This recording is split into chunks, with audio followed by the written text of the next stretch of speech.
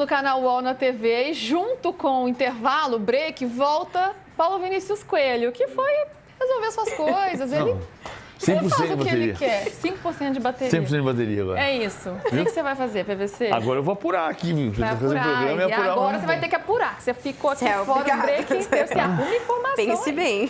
Você arrume informação aí. Ô, PVC, eu vou deixar. A gente vai ter que fazer um break, porque essa coisa da entrevista acabou aqui mudando os breaks, que a gente vai ser um break daqui a 4 minutos. Então, deixa eu introduzir o assunto Paquetá aqui e daqui a pouco a gente volta pro break. Tem uma pergunta que eu já estou anotando aqui. Um lugar que você frequenta, hein, PVC? Você anda sendo visto aí nas ruas. Onde é? Já te falo.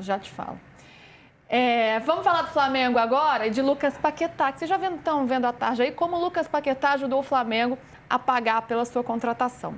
Paquetá quis muito voltar para o Flamengo, né? Fez muito esforço, ele ajudou na negociação, nas conversas com o West Ham e ele revelou que ele, inclusive, tirou do próprio bolso uma quantia financeira bem considerável, bem alta, que só o PVC poderia pagar no débito para voltar para o Flamengo. Não, essa eu não posso pagar. Você não pode pagar no débito, PVC? Não. Quanto que virou a negociação? 42 milhões de euros o valor total. Teve aquele entreveiro, né? Uma desavença ali de divergência de pagamento. No fim, o Flamengo aumentou a proposta, virou 42 milhões de euros. E aí o Flamengo não queria subir, tinha uma questão de impostos e tal. No fim, Paquetá pagou 750 mil euros desse acordo. O que, convertendo para o real, dá mais ou menos R$1 milhão por ano em tempos de contrato que ele vai receber a menos, tudo para voltar. Não dava para pagar no débito? Não, né, PVC? Não, não deu para pagar no débito nem o voo que ele pegou. Nem o voo? Não, Isso aí que você ele pagava. fretou. Não, isso aí você pagava. Não, R$1.500? O voo que ele pegou? É. Quanto fretado. foi O fretado que ele pegou? O fretado. Não, de jeito nenhum. Nem De no jeito débito, nenhum? nem não. Não, só... Eu só falei que eu pagava no débito a dívida para o Bruno Henrique voltar a jogar. Foi só isso que eu falei. E foi por uma razão objetiva. Eu entendi, naquele momento, que a transformação da pena que o STJD tinha dado, ou seja, havia justificativa jurídica para dar aquela pena, transformá-la em multa pecuniária, me pareceu absurdo. Porque o próprio STJD tinha dado a pena em jogos. E eu achei a pena, levando em consideração o valor, R$80 mil, me faz falta, mas sem ser arrogante outra vez, desculpa aí, dá para pagar. E para o Flamengo mais ainda. E para o Bruno Henrique mais ainda do que eu, porque eu não sou um homem rico. Então, ponto. Mas dava para pagar. O Bruno Henrique é completamente diferente do caso Paquetá. Já como discutimos aqui semana passada. O Paquetá é um homem livre de qualquer discussão na justiça. Verificaram a vida dele inteira e não encontraram nada. Ele é um homem absolutamente livre. O Bruno Henrique também é um homem absolutamente livre, porém tem um processo que está em andamento. Né? E tomara que ele seja inocentado, o Bruno Henrique, que ele pode perfeitamente ser inocentado. Neste momento, as situações são diferentes porque um tem um processo e o outro não tem processo nenhum.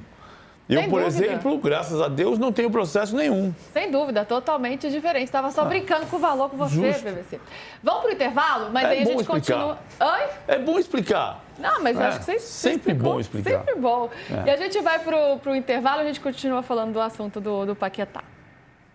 Estamos aqui no break, mas, Olivia, como ele fez esse esforço para voltar, e ele disse, inclusive, que não só abriu mão dessa questão financeira, mas também de outras oportunidades na Europa, porque um jogador com 28 anos, que hoje é o auge de um atleta, teve proposta do Chelsea, poderia jogar a Champions League, que era um sonho dele. Teve proposta do Tottenham também, valores até acima do que o Flamengo apresentou. Mas ele opta por voltar ao Mengão, quer ser campeão aqui. Falou, né? A estreia não foi como esperava, não ganhou o título, errou uma bola ali que poderia ser decisiva, perdeu um gol feito. Mas, enfim, está feliz da vida por ter voltado. Isso mostra a identificação mesmo do Paquetá, essa vontade dele de estar aqui?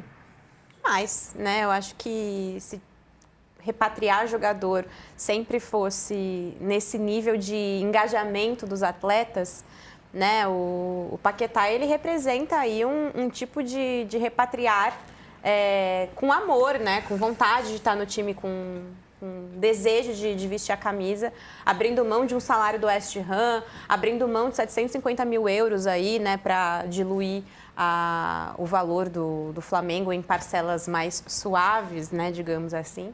Só que não deu muito certo a estreia, né? A estreia dele não foi das melhores, errou e já tem gente pegando no pé. E, inclusive, os ingleses, viu, PVC? Os ingleses estavam colocando no X, né? O antigo Twitter, umas cutucadas, assim, no Flamengo. Pode levar mesmo, já chegou e já errou, o pessoal já tá pegando no pé. O motorista do meu Uber também. Os ingleses ficaram sentidos com a saída dele, viu? O motorista do meu Uber também hoje. O próprio West Ham fala na nota, né? Dá uma leve cutucada ali de que o jogador se esforçou muito para voltar, enfim. Como a gente ainda tá no break, o Matheus pergunta aqui para você, PVC, se você costuma frequentar um local específico na Pompeia, o Valadares. Costumo, do lado da minha casa. Então ele deve ter te visto por lá, PVC. Você sabe que eu frequento o Valadares. Mas é que ele perguntou aí, eu tô respondendo ele. Outro dia eu passei, eu falei, aqui, eu tava com a minha mãe, até aqui o bar. Não, tem dois Valadares. Tem Valadares de baixo e Valadares de cima. E eu vou no Valadares de cima. Então, não sei qual é. Ele fica qual rua? Bom, pro fã-clube do PVC é o Valadares de cima, o de cima. O de cima é na Coriolano com o Rua Cláudio e o de baixo é na Fausto. Tá bom, já fica aí mexendo o Valadares, se quiser fazer uma publi aqui. Fala o Valadares fazer uma publi com a gente aqui. Tem dois Valadares. Então. Antigamente eles eram do mesmo dono, aí os dois donos brigaram e ficaram separados. Entendeu? A gente já tá toda a história da Pompeia. Você sabe qual é a rua que divide a Perdizes e Pompeia? É Avenida Pompeia. Não, é Rodiana. Porque a Rodiana era um rio. Perdiz e Pompeia. Eu tô confundindo Vila Romana e Pompeia. Não, muita gente acha que é Avenida Pompeia mesmo. E até pelo CEP hoje em dia é. Voltamos. A gente estava aqui num papo de vizinhos de bairro. O R. Mestre está aqui falando que eu nunca leio as mensagens dele, então estou lendo aqui. O Paulo São, ele fala, Paquetá é um bom jogador. O que aconteceu foi a pressa de colocar em campo. Houve pressa de colocar em campo, PVC? Eu não acho que houve pressa de colocar em campo. A coisa que ficou estranha, não estranha, mas assim, acho justo. Ele teve 3 jogos que ele não jogou por uma lesão nas costas e todo mundo disse que ele não fez corpo mole, não fez nada disso. Ele deixou claro que ele queria vir embora. E depois de 3 semanas ele se recuperou da lesão e jogou. Ainda estava com dor nas costas, mas jogou. Ele não vai deixar de jogar por estar com alguma dor. Eu acho que não houve pressa. Ele foi para o banco de reservas, que era o natural, entrou em campo e jogou o que ele pôde jogar. Não foi um jogo simples para o Flamengo. E não foi um jogo simples porque o Corinthians jogou bem. Sim, era uma decisão, né? Uma final, uma decisão. Então, tinha que colocar o que tinha ali para tentar sair com o título. Agora, voltando a falar do Flamengo mais de campeonato carioca, a situação deu uma pequena aliviada, deu uma esperança aí para os flamenguistas, porque o Flamengo vive uma situação bem complicada no campeonato estadual. Mas o fim da penúltima rodada da primeira fase ajudou o Flamengo. O Maricá perdeu para o Volta Redonda e o Vasco ficou no empate com o Madureira. Então tem uma combinação para avançar que ficou um pouquinho mais simples. O que o Flamengo tem que fazer? Precisa vencer o Sampaio Corrêa e contar com uma das combinações.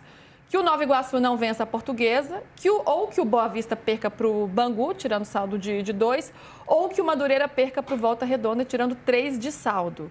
Então, só uma dessas situações precisa acontecer, desde que o Flamengo vença. Se o Flamengo empatar, ele pode até avançar, mas é uma combinação mais improvável, mais complicada. Se perder, está fora. Vai avançar, Livoca? Acredito que sim. Acredito que sim. Acho que, ainda mais, né, são... com todo respeito aos adversários, adversários muito abaixo e agora acho que a equipe vai pegando no tranco, vai pegando ritmo, isso também muda questão física, melhora os minutos em campo dos atletas. Nesse momento, para mim, o principal problema do Flamengo é físico, é recuperar esse ritmo dos jogadores. Porque olha para esse elenco, olha para esse material humano que tem... O próprio técnico, né, Felipe Luiz, muito capacitado. Alguns jogadores estão muito abaixo, né? Jorginho, Arrascaeta, que inclusive começaram a temporada depois. Ontem você estava falando sobre o Flamengo estar jogando bem ou não. porque, na opinião do Felipe Luiz, o Flamengo não está jogando mal. Mas está jogando bem, PVC? Ou é um time que está mais claro, né, gente? 3 de fevereiro, é início de ano. Mas é um time que está um pouco previsível nesse início de ano. Eu acho que ele não está jogando mal e nesse ponto eu concordo inteiramente com o Felipe Luiz. O time não está jogando mal. O time não está jogando o que pode jogar. Isso é outra coisa. O Flamengo pode jogar melhor do que está jogando. Pode ser um time de trocas de passes mais rápidas, de movimentação mais rápida, de infiltração mais fluente, sair mais na cara do gol. Então, eu acho que o jogo contra o São Paulo foi um jogo que teve a jogada espetacular do Pedro, que serviu com o peito para o gol.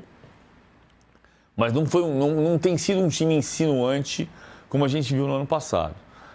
Mas é um time que controla o jogo, é um time que domina, que empurra o adversário para trás. Então, não está jogando mal. Eu concordo com ele, não está jogando mal. Não está jogando o que pode jogar. Isso o Felipe Luiz sabe. Ele vai tirar mais. Ele está falando sobre ter que resolver e voltar a vencer. E pode ser que o Internacional pague pelo que não fez na quarta-feira. Pois é, porque tem jogo pelo Campeonato Brasileiro, hein, gente? Não é Carioca, não é Supercopa, é Campeonato Brasileiro. Nesta quarta-feira, 19h, Flamengo Internacional, pela segunda rodada do Brasileirão, no Maracanã, transmissão do Premier. Pois é, não é um começo de ano fácil, né? São 3 derrotas seguidas, algo inédito no comando do Felipe Luiz. Então é um Flamengo que foi derrotado pelo Fluminense, pelo São Paulo e depois pelo Corinthians. Nesse período, 6 gols sofridos e 2 gols marcados. Você falou sobre a questão física, né, Lívia? Será que nesse jogo a gente já pode ver aí um avanço, uma evolução nesse sentido? Lembrando que o Jorginho não joga porque está suspenso, foi expulso na última partida contra o São Paulo. Assim, é muito difícil a gente cravar, né? Mas eu tendo, né, a acreditar que sim, que a cada jogo essa equipe vai, né, se entrosando mais, vai ganhando mais ritmo. Agora, é surreal para mim pensar num começo de temporada com o Campeonato Brasileiro e campeonatos estaduais acontecendo simultaneamente, a gente achar que está tudo bem, começar a jogar nesse momento da temporada, sem de fato ter uma pré-temporada, porque os campeonatos foram até 20 de dezembro, gente. É pouquíssimo tempo. Assim, a gente tem que entender, a gente precisa entender que os jogadores não são máquinas, são pessoas. E isso leva tempo, ainda mais depois de um período de descanso, de férias. Isso muda completamente a rotação dos jogadores. Então, enquanto a CBF não entender isso, a gente vai ter jogos aí, e eu falo isso de forma geral, porque todos os clubes estão apresentando um futebol muito abaixo. É um futebol feio de ver. É isso. E não está acontecendo só com o Flamengo, né? Não é uma peculiaridade. Está pressionando muita gente, porque você tem todas as competições ali já no início, então está sendo um início de ano muito intenso, praticamente sem pré-temporada. É um futebol feio de assistir, gente. O Campeonato Brasileiro está horrível. Eu acho que a gente teve alguns jogos... Tiveram alguns jogos bons. Assim, por exemplo, o Flamengo, São Corinthians foi um bom jogo. Foi um bom jogo. São Paulo e Santos, o segundo tempo existiu. O primeiro tempo foi muito ruim. O primeiro tempo não existiu. Não existiu. Por causa da arbitragem. O primeiro tempo do São Paulo contra o Flamengo também. Muito bom, muito bom. Acho que tem tido até alguns bons jogos, mas isso você vai pagar na frente. Porque o inacreditável, já disse isso aqui 2 semanas atrás, é a gente achar que o calendário melhorou, sendo que times entraram em campo depois de 4 dias de treino.